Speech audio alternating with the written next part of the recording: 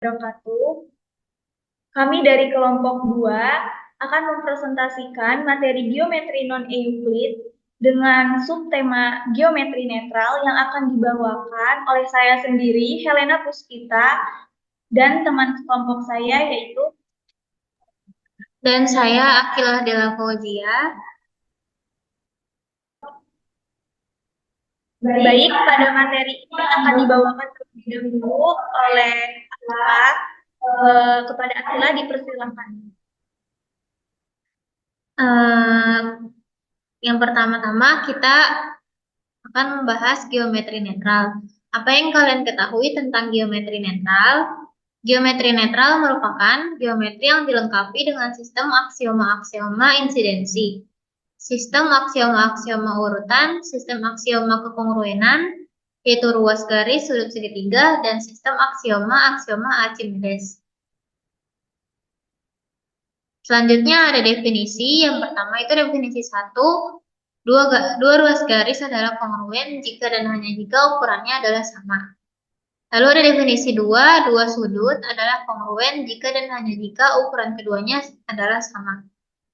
Ada definisi 3, yaitu dua poligon adalah kongruen jika dan hanya jika terdapat suatu korespondensi satu-satu antar titik-titiknya. Sedemikian sehingga semua sisi-sisi yang berkorespondensi adalah kongruen dan semua sudut-sudut yang berkorespondensi adalah kongruen.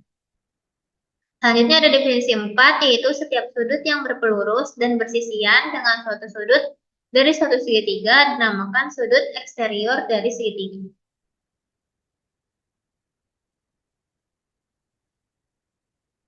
Selanjutnya ada teorema 1, yaitu kekongruenan ruas garis, sudut, dan poligon adalah relasi ekuivalen. Buktinya itu berasal dari definisi tadi, yaitu definisi 1, yaitu dua ruas garis adalah kongruen jika dan hanya jika ukuran adalah sama. Lalu ada definisi 2, dua sudut adalah kongruen jika dan hanya jika ukuran keduanya adalah sama. Dan definisi 3, yaitu dua poligon adalah kongruen jika dan hanya jika terdapat suatu korespondensi satu-satu antar titik-titiknya. Sedemikian sehingga semua sisi-sisi yang berkorespondensi adalah kongruen dan semua sudut-sudut yang berkorespondensi adalah kongruen. Bukti dari teorema 1, di sini terdapat garis sebuah sudut 1, 2, 3, dan 4. Akan dibuktikan sudut 1 kongruen dengan sudut 3 dan sudut 2 kongruen dengan sudut 4. Di mana gradien dari sudut 1 ditambah gradien dari sudut 2 yaitu sama dengan 180 derajat, dan gradien dari sudut 1 ditambah gradien dari sudut 4 sama dengan 180 derajat. Lalu diperoleh gradien sudut 2 sama dengan gradien sudut 4 sama dengan gradien sudut 2 kongruen dengan gradien sudut 4. Sehingga juga sudut 1 kongruen dengan sudut 3.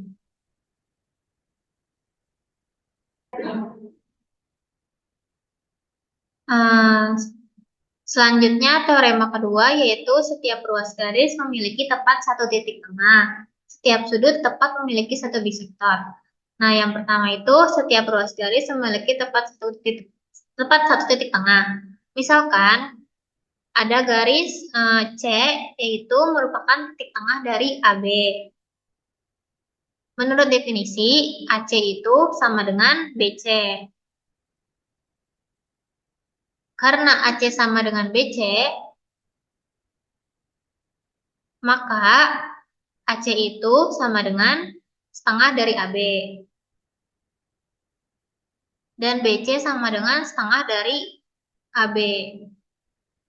Andaikan D titik tengah AB, maka D tidak sama dengan C. Menurut definisi AD sama dengan BC.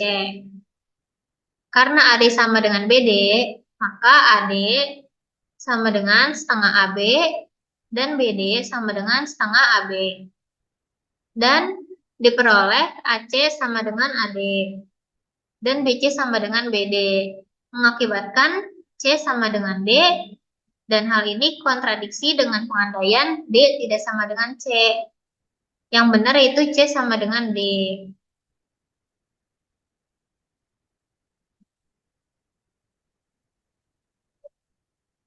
Tidak, berarti ya benar. Berarti terbukti, yaitu C merupakan satu-satunya titik tengah dari AB.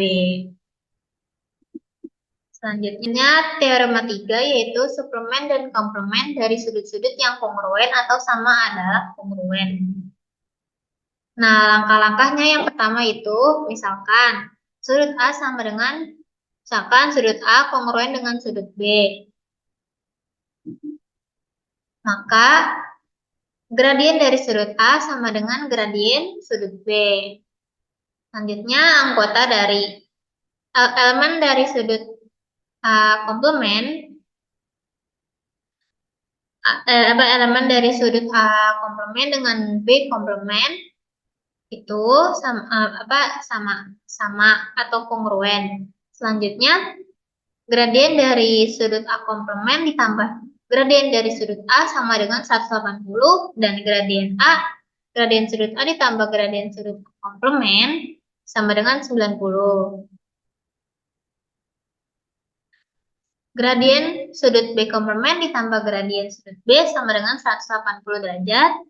Dan gradien sudut B ditambah gradien sudut B komplemen sama dengan 90 derajat. Maka akan dibuktikan yaitu gradien A komplemen kongruen dari gradien B komplemen dan gradien A kongruen dengan gradien B. Maka gradien sudut A komplemen sama dengan 180 dikurang gradien sudut A dan gradien sudut B komplemen sama dengan 180 dikurang gradien sudut B. Maka M gradien sama dengan 80 derajat 180 derajat dikurang gradien sudut A. Dan gradien sudut A komplemen sama dengan 90 derajat dikurang M gradien A.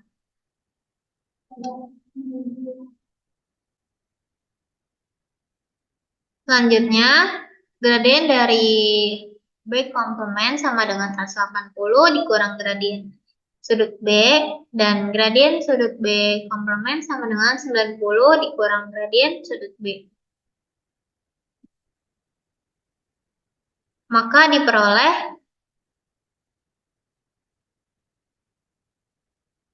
diperoleh gradien sudut A sama dengan gradien sudut B.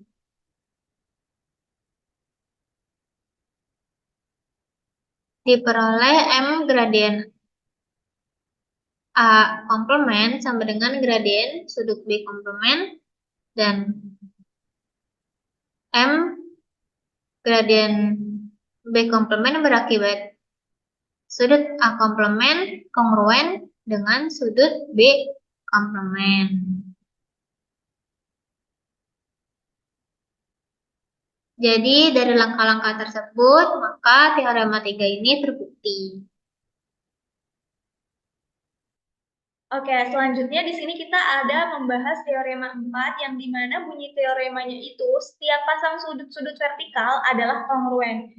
Nah, di sini saya akan membuktikan dari teorema tersebut. Langkah pertama yang harus kita lakukan yaitu kita akan membuktikan bahwa sudut pertama akan kongruen dengan sudut 3 dan sudut kedua akan kongruen dengan sudut 4. Bagaimana gambarnya? Nah, gambarnya di sini disediakan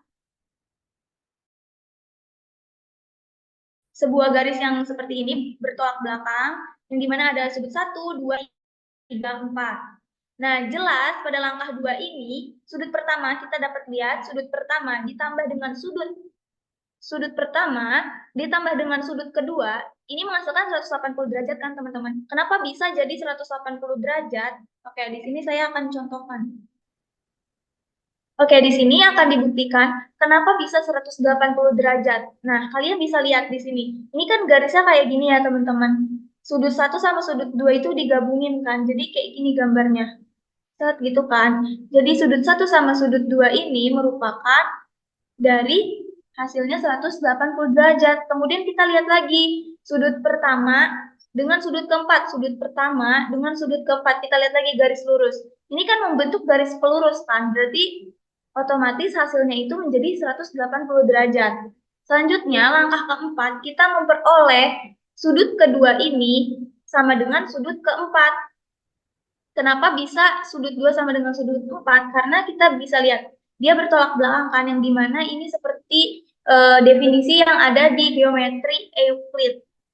Nah, di sini terbukti bahwa sudut kedua itu kongruen dengan sudut 4. Maka otomatis sudut pertama ini akan kongruen juga dengan sudut ketiga. Dan dari teorema ini terbukti bahwa setiap sudut vertikalnya itu adalah kongruen. Seperti itu, teman-teman. Oke, kita lanjut.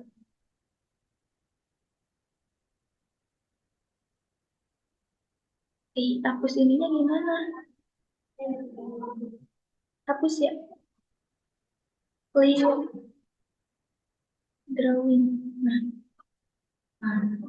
Oke, kita lanjut. Di sini terdapat teorema 5 yang dimana bunyinya itu jika sebuah garis L memotong segitiga PQR di titik S sedemikian sehingga PS Q memotong L memotong QP atau PM. Nah, bagaimana sih langkahnya? Kita lanjut. Di sini dari teorema 5 kita dapat melihat bahwa penjelasan atau pembuktiannya kalian bisa lihat di sini saya sediakan segitiga yang dimana sesuai bunyinya itu jika sebuah garis L memotong segitiga PQR, berarti kita di sini menyediakan segitiga P, P, Q, R.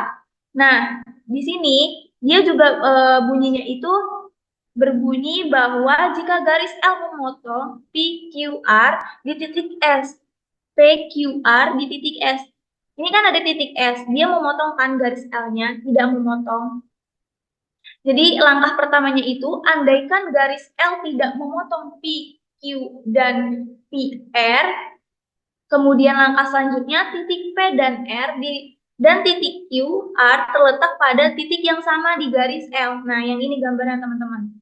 Sehingga P dan Q harus terletak pada sisi yang sama di garis L. Di mana ini kontradiksi ya. Di gambarnya kalian bisa lihat. Kemudian pada langkah 4-nya, maka terbukti garis L memotong PQR. Jadi nih, kalian bisa lihat. Garis L yang ini memotong garis yang ada di segitiga ini. Di titik S sedemikian hingga menjadi PSQ. Maka L memotong QP atau PR. Jadi di teorema 5 ini juga terbukti ya teman-teman. Nah, selanjutnya terdapat teorema 6 yang dimana ini tentang crossbar yang berbunyi jika X adalah titik pada interior segitiga UVW, maka UX memotong WP di suatu titik Y sedemikian sehingga WY V. Nah, pembuktiannya bagaimana sih? Pembuktiannya itu di sini disediakan sebuah segitiga. Kita misalkan pada langkah pertama ini, misal ruas garis UX diperpanjang menjadi sinar UX. Nah, kalian bisa lihat di sini saya udah tulis langkah 1. Kan kita disuruh buat ruas garis ya, diperpanjang. Jadi awalnya itu seperti ini. Awalnya cuma sampai sini, lalu diperpanjang sampai ke sini kan jadinya. Kemudian pada langkah sinar UX tidak mungkin memotong PW di titik V dan W menurut aksioma 1. Nah, ini langkah kedua ini kita dasarkan terhadap aksioma 1. Kemudian, kita menjadi dapat bahwa UX memotong PW di suatu titik Y sedemikian sehingga WYX, WYV. Nih, kita bisa lihat kan jadinya karena ini garisnya tadi kita perpanjang, maka ini kan terdapat perpotongan kan di sini.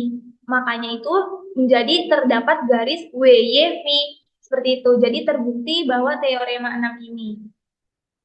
Kita lanjut. Terdapat teorema 7 yang dimana membahas segitiga sama kaki yang berbunyi jika dua sisi dari suatu segitiga adalah kongruen, maka sudut-sudut yang berlawanan dengan sisi-sisi tersebut adalah kongruen. Nah, pembuktiannya itu langkah pertama, misalkan AD bisektor dari sudut BAC. Nah, gambarnya seperti ini ya teman-teman. Kemudian pada langkah kedua ini akibatnya sudut BAD, kita lihat BAD, yang ini gambaran BAD itu kongruen dengan CAD. Nah, ini saya udah checklist-in. Jadi sudutnya itu sama ya teman-teman, segitiganya sama. Untuk lebih jelasnya coba saya gambar di sini. Kan di sini jadinya gambarnya seperti ini ya teman-teman. Ini untuk yang CAD ya. Kemudian yang sebelahnya itu ada BAD. BAD. Nah, di sini kan terbukti kan mengakibatkan gambarnya sama kan, makanya kongruen. Selanjutnya pada langkah ketiga ini, segitiga ABD itu kongruen dengan segitiga CAD. BAD ini kongruen dengan CAD. Maka ACB, kita lihat lagi, ACB itu kongruen dengan ABC. Gambarnya jadinya kayak gini ya teman-teman. Tuh ada dua segitiga, seperti itu. Jadi pada teorema ketujuh ini terbukti.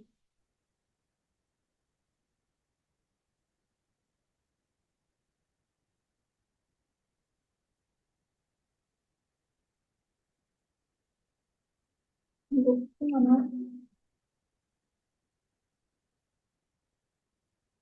Selanjutnya terdapat teorema 8 yang dimana berbunyi sebuah titik yang terletak pada bisektor yang tegak lurus dari suatu ruas garis jika dan hanya jika titik tersebut berjarak sama dengan titik-titik ujung dari ruas garis tersebut. Nah, ini kan bunyinya. Oke, kita lihat pembuktiannya. Pada langkah pertama akan ditunjukkan bahwa PA itu akan kongruen dengan PB. Gambarnya seperti apa? Nih, kita lihat gambarnya.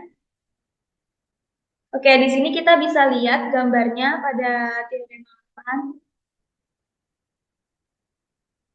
Sini saya gambar. Jadi, kan ada segitiga. Gambar aslinya seperti ini ya, teman-teman. C,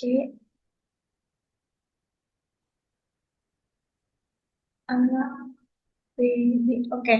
Jadi, di sini disediakan misalnya ada sebuah segitiga yang dimana segitiganya itu adalah segitiga APB, maka akan ditunjukkan bahwa PA ini akan kongruen dengan PB. Bagaimana caranya? Seperti ini teman-teman.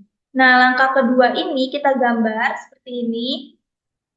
Kita pisahkan segitiganya menjadi seperti ini. Nah, maka terlihat jelas bahwa PC itu akan kongruen dengan PC yang ini kan. Kan dia masih satu kesatuan kan garisnya kalau kita pisahkan. Otomatis AC ini juga akan kongruen dengan si BC. Nah, maka PA akan kongruen dengan PB. Maka ini terbukti ya teman-teman teoremanya. Lanjutannya dari teorema ke-8 itu langkahnya, maka segitiga ACP ini akan kongruen dengan BCP. Dan akibatnya PA akan kongruen dengan PB. Nah, ini yang di langkah 4 itu berdasarkan postulat SAS ya teman-teman. Selanjutnya, di langkah ke-6 ini akan ditunjukkan bahwa tiap P terletak pada bisektor AB dan tegak lurus AB. Nah, gambarnya seperti ini, sudah saya sediakan. Kemudian, misalkan garis L itu adalah bisektor sudut APB. Oke, pada langkah ke-8 ini, kita akan terdapat titik D pada AB yang dilalui sama garis L. Gambarnya kayak gini ya, teman-teman. Nah, di sini terdapat titik D. Ini titik D-nya yang dimana dilalui sama garis L ini ya, teman-teman. Selanjutnya, di langkah 9 ini, kita dapat lihat bahwa segitiga AOP, yang ini ADP maksudnya, maaf teman-teman, ADP yang ini, itu kongruen dengan BDP. Yang ini ya, seperti yang tadi sudah saya gambarkan. Akibatnya, bahwa sudut AOP ADP ini kongruen dengan BDP, maka AD itu kongruen dengan BD dan ini terdapat di P di sektor AB. Kemudian pada langkah 11 ini kita membuat bahwa sudut ADP dan sudut BDP itu berpelurus. Jadi ADP ini ADP dengan BDP itu berpelurus. Yang ini ya teman-teman, ini berpelurus kan jadinya. Terus di langkah ke-12 itu maka ADP ditambah dengan BDP itu sama dengan 180 derajat. Kenapa bisa 180 derajat? Karena kan tadi dia berbentuk berpelurus kan seperti ini gambarnya. Nih berpelurus, gambarnya seperti ini.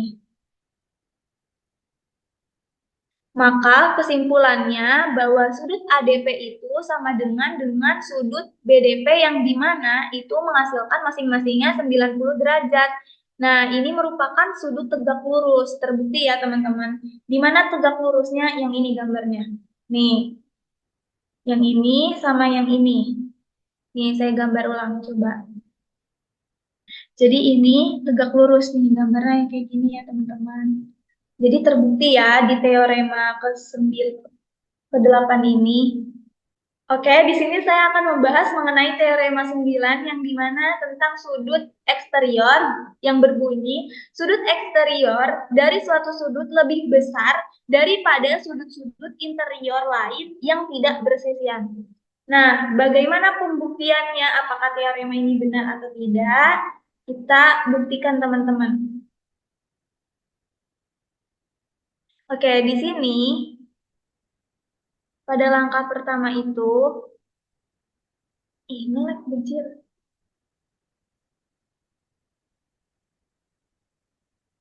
Ulang-ulang. Oke, di sini kita akan membuktikan di mana diketahui bahwa segitiga ABC itu merupakan sudut eksterior dari sudut BCD. Nah, langkahnya itu berarti kan kita akan membuktikan bahwa si sudut BCD ini itu lebih besar dari sudut ABC. Langkahnya seperti apa? Oke, yang pertama langkahnya di sini. Kita lihat ya teman-teman langkahnya. Yang pertama ini dibuat E titik tengah BC. E titik tengah BC. Ini nih.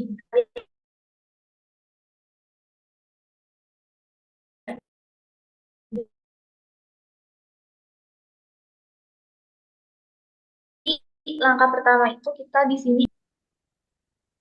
Nih kalian bisa lihat gambarnya. Oke teman-teman, di sini kita bisa lihat gambarnya. Kita kan akan membuktikan sudut eksterior itu kan akan lebih kecil. Nah, di sini kita mempunyai gambar segitiga, dua segitiga. Kalian bisa lihat ada segitiga ABC dengan segitiga ACF. Nah, di mana langkah pertamanya ini kita akan membuat titik E dibuat titik E sebagai titik tengah BC. Berarti kan yang ini nih teman-teman gambarnya. Buat titik tengah. Langkah pertamanya yang ini ya teman-teman. Buat titik tengah. Buat titik E di titik tengah BC. Nah, ini dapat ya kan titik E. Selanjutnya, langkah kedua itu BE akan kongruen dengan CE. Kalian lihat lagi. BE yang ini nih, BE akan kongruen dengan CE. Tuh, kalian lihat kan di sini kan jadi ada gambar segitiga yang dipotong kayak gini kan. Nah, ini kan jadinya kongruen ya teman-teman, BE sama CE ini. Ini tuh jatuhnya jadi sudut berpelurus yang tadi. Kemudian langkah ketiga ini, perpanjang AE dan EF. Perpanjang AE. Nah, kan awalnya seperti ini ya gambarnya. Hanya seperti ini. Lalu kita perpanjang. Nah, berarti kan terbentuklah menjadi EF kan. Ini. Jadi itu sama dengan EA. A. EF ini sama dengan EA juga gitu teman-teman. Selanjutnya langkah keempat ini bahwa sudut BEA itu kongruen dengan CEF. BEA kalian mau BEA ini kongruen dengan sudut CEF. CEF. Nah, ini sama seperti teorema yang tadi, yang sebelumnya, yang dia bertolak belakang. Teorema berapa tuh teman-teman? Ayo diingat. Ya, teorema yang sebelumnya tadi itu bertolak belakang ya teman-teman. Makanya ini dia kongruen. Kemudian langkah kelima ini saya hapus dulu. Langkah kelima ini segitiga BEA, kalian lihat BEA yang ini segitiga BEA. Salah lagi. Langkah kelima udah ya? Ulang-ulang. Selanjutnya langkah keenam, sudut ABC, ABC yang ini ya teman-teman. Sudutnya kan berarti yang ini ada di B. Itu kongruen dengan ECF. ECF. Nah, yang ini. Jadi sudut sudut yang ini ABC itu kongruen dengan ECF. Nih, sudut yang kongruennya yang ini. Selanjutnya, kenapa bisa kayak gini? Ini akibat dari langkah 5. Langkah 5-nya tadi kan segitiga BEA itu kongruen dengan segitiga CEF. Itu ya, teman-teman. Nah, selanjutnya, pada langkah ketujuh, ECF. ECF yang ini, segitiganya kalian lihat, itu sudutnya ditambah dengan, ini kita hapus dulu. Nah, sudut yang ini nih, si ECF, ditambah dengan sudut FCD, FCD, nah ditambah sudut ini, menjadi sudut BCD, BCD. Nah, ya kan teman-teman jadi sudut yang ini nih, segitiga tumpul jadinya. Ini merupakan akibat dari langkah penjumlahan ya teman-teman. Ini merupakan penjumlahan. Selanjutnya pada langkah ke-8 itu sudut ABC, ABC ditambah dengan FCD, ini nih sudut yang ini ditambah dengan FCD, FCD, ini kita hapus dulu. Nah, ditambah sudut FCD kan berarti yang ini. Itu menjadi sudut sama dengan sudut BCD. Sama kan, sama yang langkah 7 tadi. Nah, selanjutnya di langkah ke-9 ini, kita melihat bahwa BCD ini, BCD itu lebih besar dari ABC. BCD, ini kan BCD ya, lebih besar dari ABC. Nah, kalian lihat sudutnya, yang ini lebih besar dari yang ini. Yang ini lebih besar dari yang ini kan, terbukti. Kita kan tadi mau membuktikan bahwa sudut BCD itu lebih besar dari ABC. Nah, langkahnya ini terbukti. Untuk langkah lebih jelasnya, kalian bisa lihat di sini ya teman-teman. Nah, oke. Selanjutnya, kita itu kan baru membuktikan sudut eksteriornya ya. Nah, di sini kita akan membuktikan bahwa kelanjutannya, maksudnya kelanjutan dari si ini langkah ke-9. Berarti kan ada langkah ke-10. Langkah 10 ini CBG, kalian lihat gambarnya, CBG, saya zoom dulu ya. Ke langkah 10 yaitu kita akan membuktikan bahwa sudut CBG, jika sudut CBG ini ditambah dengan GBD itu akan sama dengan sudut CBD. Oke, kita lihat ya di sini. CBD, sudutnya kan berarti yang ini, CBD, ya kan? Itu ditambah, maaf, sudut CBG, CBG ini, yang ini sudutnya, ditambah dengan GBD, GB, GBD berarti yang ini kan, itu akan menghasilkan sama dengan sudut yang ini, si CBD itu, yang ini kan. Nah, selanjutnya, langkah ke-11 itu,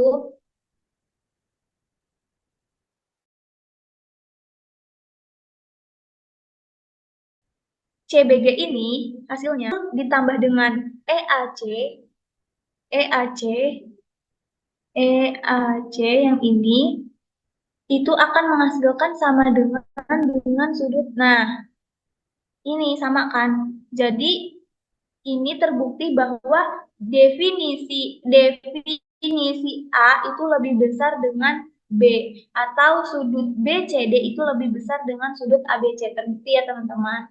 Nah, di sini saya sudah menuliskan langkah-langkahnya. Jika kalian masih kurang paham, kalian bisa lihat di video ini langkah-langkahnya.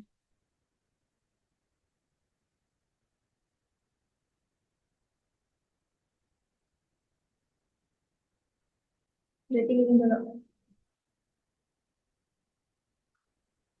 Oke, selanjutnya kita akan membahas tentang lema yang akan dilanjutkan oleh teman saya Novia Trijayanti. Kepadanya dipersilahkan. Oke, selanjutnya ini ada lema. Jika titik dua. Jumlah dari ukuran dua sudut segitiga kurang dari 180 derajat. Jika diberikan segitiga A, B, C, dan sudut A, maka ada segitiga A1, C1 sedemikian hingga sehingga A1B, 1C1 mempunyai jumlah sudut yang sama dengan segitiga ABC dan sudut A1 kurang dari setengah sudut. Pada gambar teorema simulan diperoleh sudut BAC kongruent dengan sudut ACF dan sudut ABC kongruent dengan sudut FCD. Dengan kata lain, M sudut BAC sama dengan M sudut ACF dan M sudut ABC sama dengan M sudut FCD. Sehingga M sudut BCA ditambah M sudut ACF ditambah M sudut FCD sama dengan 180. Akibatnya, M sudut ACF ditambah M sudut FCD kurang dari 180. M sudut BCA ditambah M sudut ACF kurang dari 180. Dan M sudut BCA ditambah M sudut FCD kurang dari 180. Maka terbukti.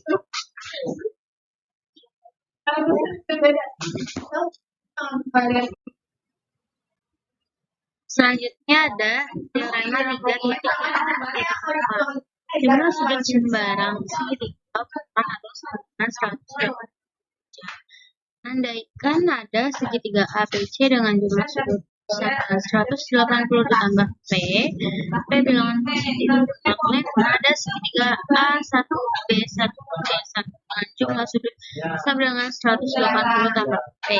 Sedemikian sehingga sudut A1 kurang dari setengah kurang dari A. Dengan menggunakan lema lain, berarti ada segitiga A2, B2, C2 dengan jumlah sudut sama dengan 180 ditambah P. Sedemikian sehingga sudut A2 kurang dari setengah sudut A1 kurang dari sama dengan setengah kurang dari A dan seterusnya sehingga cara yang sama diperoleh barisan segitiga A 1 B1 C1 segitiga A2 B2 C2 dan seterusnya yang masing-masing jumlah sudutnya 180 ditambah P. Sedemikian sehingga sudut AN kurang dari setengah AN kurang dari A untuk sembarang bilangan berat positif N. Jelas kita dapat memilih N yang cukup besar sehingga sudut AN sekecil mungkin karena sudut AN ditambah sudut BN tambah sudut CN sama dengan 180 ditambah P. Yang berarti sudut BN tambah sudut CN ditambah kurang dari sama dengan 180. Terjadi kontradiksi sehingga pengandaian salah. Jadi untuk teorema ini benar dan terbukti. Selanjutnya ada teorema akibat atau corollary. Jumlah sudut sembarang segi 4 kurang atau sama dengan 360 derajat. Teorema akibat ini sejalan dengan kesimpulan Schury bahwa hipotesis sudut tumpul adalah salah. Demikian juga teorema ini menyangkal bahwa jumlah suatu segitiga dapat melebihi 180 derajat. Tetapi kemungkinan bahwa jumlah sudut dalam segitiga kurang dari 180 derajat yang bersesuaian dengan hipotesis Schury tentang sudut lancip menarik perhatian kita sendiri.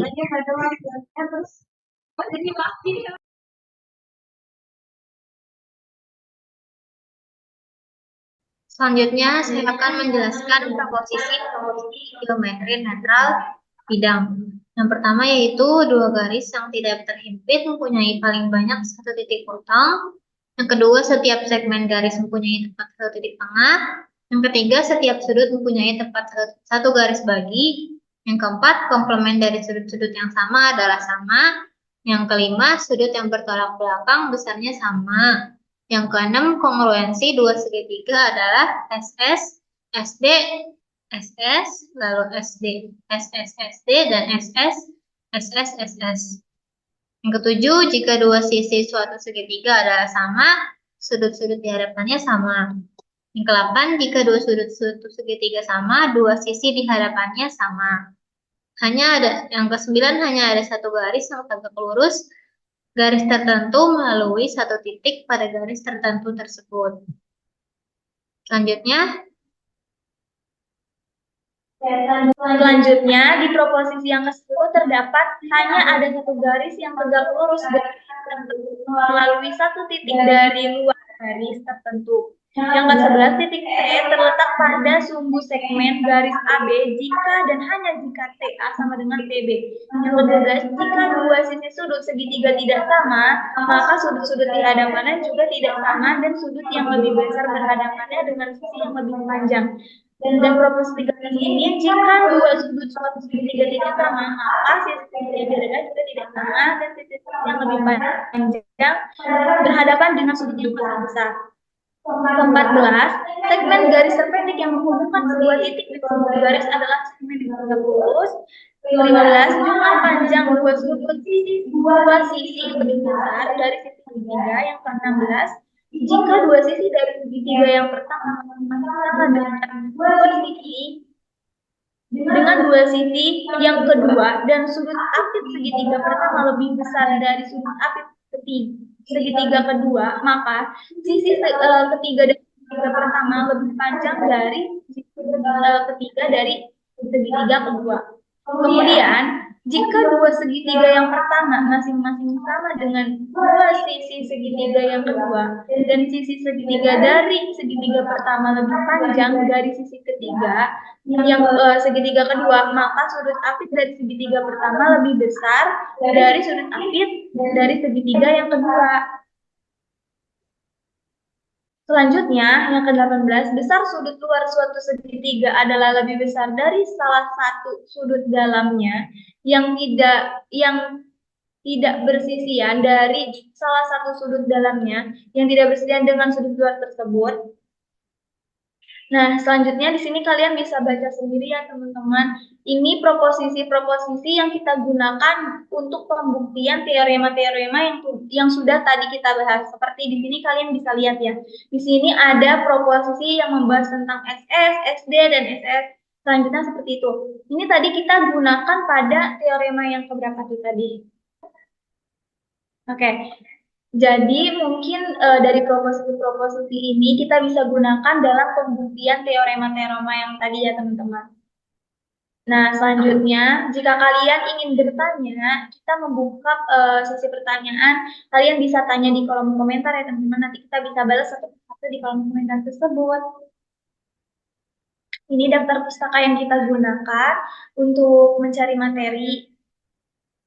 Mungkin itu saja penjelasan dari kelompok kami. Kurang lebihnya kami mohon maaf. Terima kasih sudah mendengarkan dan memperhatikan. Semoga ilmunya bermanfaat untuk kita semua. Kami ucapkan terima kasih. Wassalamualaikum warahmatullahi wabarakatuh.